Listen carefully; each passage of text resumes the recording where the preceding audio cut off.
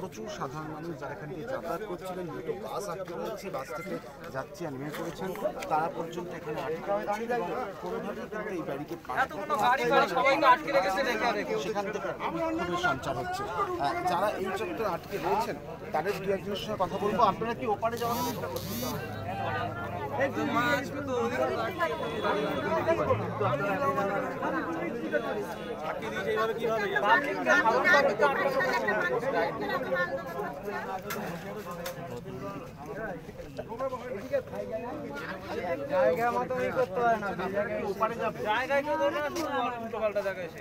মানুষকে হেনস্থা করা ছাড়া কোনো কাজ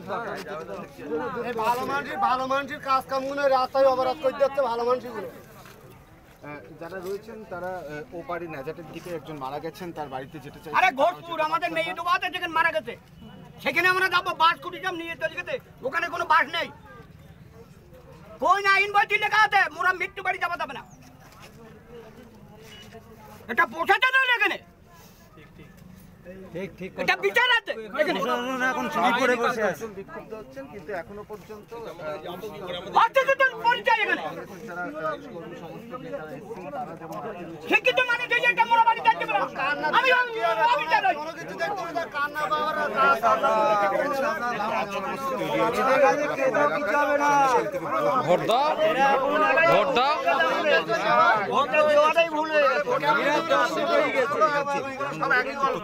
সব একই নেতাগুলো পকেট ভরে দেখো, আমরা ধামাকালে দিয়ে 4 বার যাওয়ার চেষ্টা করেছি, 4 বার আটকানো হয়েছে। এবার নেজার দিয়ে লিডাররা যাচ্ছে, তৃণমূলের মন্ত্রীরা যাচ্ছে, যার জন্য আমরা ভেবেছি আমরা নেজার দিয়েই যাবো। এদের ছেড়ে দেন না, এদের ছেড়ে দেন। আমরাও বলছি যে এদের ছেড়ে দেন,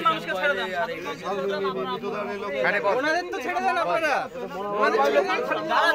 এক সাইড ছেড়ে দিন, এদের ছাড়ুন, আমাদের একদমই যাবে না, ছেড়ে দেন, এরা যাবে না, আপনারা এদের ছেড়ে দেন।